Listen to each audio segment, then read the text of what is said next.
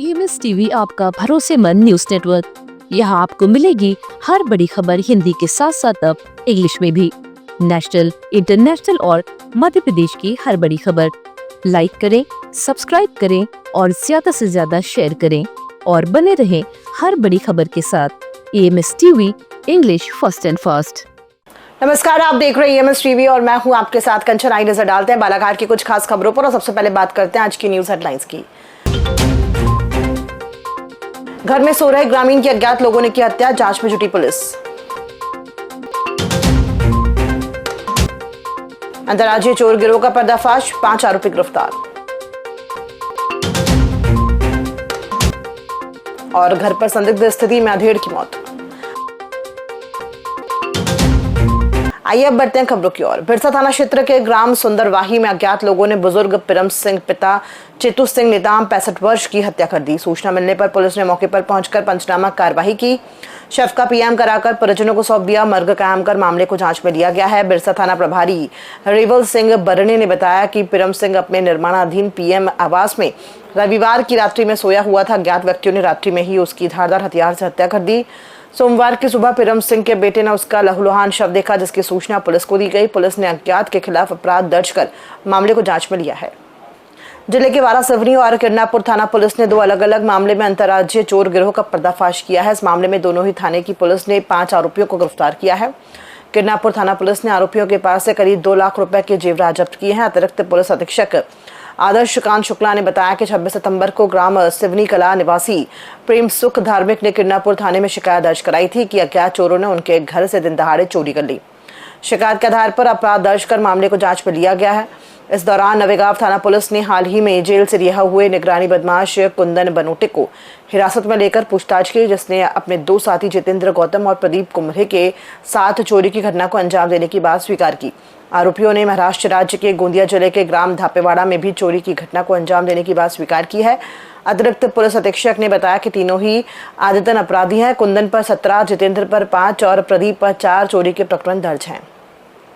कोतवाली थाना क्षेत्र अंतर्गत वार्ड नंबर 13 बूढ़ी निवासी 42 वर्षीय अधेड़ की रविवार की शाम में घर पर ही कमरे में संदिग्ध स्थिति में मौत हो गई, जिसकी सूचना कोतवाली थाना में मिलने पर पुलिस ने मौके पर पहुंचकर मृतक नितिन पिता कपूर चंद मिश्राम का शव बरामद कर पंचनामा कर सोमवार की सुबह शव का पोस्टमार्टम करवाकर परिजनों को सौंप दिया। मामला संबंध में पुलिस ने बताया कि मृतक शराब पीने का आदी था, जिसकी पत्नी अपने मायके चली गई थी और इनकी कोई संतान नहीं थी। मृतक अपने माता पिता के साथ रहता था। 12 अक्टूबर को मृतक घर में ही था, जिसकी शाम के समय कमरे में बिस्तर पर ही मौत हो गई थी। मौत का कारण अज्ञात है। पोस्टमार्टम रिपोर्ट आने पर ही स्पष्ट होगा। पुलिस मर्ग कायम कर मामले की विवेचना कर रही है। 10 तारीख को निकले ये घर से और 11 तारीख फूल से लथपत्ते पड़े और फिर खाना वाना खाया इनने। अब मेरे को ये समझ नहीं आ रहा है कि 60 टाके लगा हुआ व्यक्ति खाना कैसे खा रहा है। खाना वगैरह खाए इन्होंने और फिर है तो सो गए, फिर सुबह उठे, फिर खाना वगैरह खाए और फिर सो गए और फिर जो सोए थे इनने उठाए नहीं। इनने सोचे कि सोया हुआ। इनने 12 तारीख को देखे, बता रहे कि 2 बजे खत्म हुए हैं करीब। शासकीय उत्कृष्ट विद्यालय बालाघाट में सोमवार को विद्यालय की वार्षिक विज्ञान पत्रिका ज्ञानदीप 2025 के 41वें अंक का विमोचन उत्कृष्ट स्कूल के सभागार में किया गया। कार्यक्रम में प्रमुख अतिथि के रूप में मध्य प्रदेश पिछड़ा वर्ग कल्याण आयोग सदस्य मौसम सेन, नगर पालिका अध्यक्ष श्रीमती भारती ठाकुर व पूर्व नगर पालिका अध्यक्ष रमेश रंगलानी उपस्थित रहे। कार्यक्रम का शुभारंभ मां सरस्वती के छायाचित्र पर माल्यार्पण व दीप प्रज्वलित कर किया गया। इस दौरान स्कूली छात्र छात्राओं द्वारा रंगारंग सांस्कृतिक कार्यक्रमों की प्रस्तुति दी गई। इस दौरान अतिथियों द्वारा अपने विचार व्यक्त करते हुए कहा गया कि स्कूली वार्षिक पत्रिका में साल भर की स्कूल की उपलब्धि व शिक्षकों और छात्र छात्राओं के ज्ञानवर्धक संदेशों व सुझावों का समावेश रहता है। इसमें हर वर्ष नया अपडेट किया जाता है। इस अवसर पर संस्था के प्राचार्य शरद ज्योतिषी सहित समस्त स्टाफ व छात्र छात्राएं मौजूद रहे। बड़ी बड़ी शख्सियतें हैं, आदरणीय मौसम सेन जी, आदरणीय नगर पालिका अध्यक्ष महोदय, आदरणीय रमेश रंगलानी जी यहाँ पर उपस्थित हुए। तो मैं पूरे विद्यालय परिवार की ओर से, मेरे सभी शिक्षक साथियों की ओर से, मेरे सभी बच्चों की ओर से मैं आप सभी का इस विद्यालय में हार्दिक स्वागत और अभिनंदन करता हूँ और आशा करता हूँ कि जब भी हमें आपकी आवश्यकता होगी तो आप हमारे बीच होंगे। बच्चों, एक बार मैं चाहता हूँ कि जोरदार तालियां हमारे नगर पालिका अध्यक्ष महोदय के लिए बजा दें।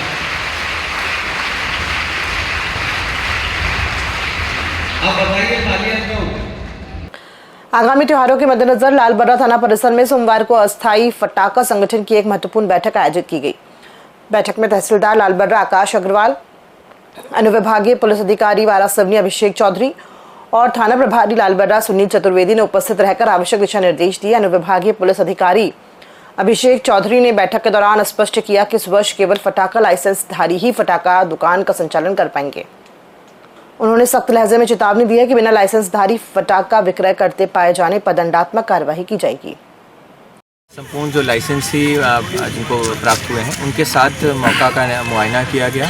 यहाँ लगभग 35 से 40 दुकानों को लाइसेंस मिला हुआ है, तो हर उन दुकानों के बीच में पर्याप्त गैप बना रहे। दुकानें जो हैं वो प्लास्टिक आदि का उपयोग ना करें, लोकल ब्रांड के जो पटाखे हैं उनका उपयोग करें। साथ ही साथ हर दुकान में एक फायर एक्सटिंग्विशर होना चाहिए जो कि एक्सपायरी डेट का ना हो। इसके अतिरिक्त उनकी दुकानों में उनका दुकान का नंबर, उनका लाइसेंस जो है वो लेमिनेटेड रखे रहें, साथ ही आईडी रखें। और जिनको लाइसेंस वितरित हुए हैं केवल वही लोग दुकानों का संचालन करें। शहरी क्षेत्र में, कस्बे में कहीं अन्य भंडारण आदि ना हो, इस संबंध में उनको निर्देश जारी किए गए हैं।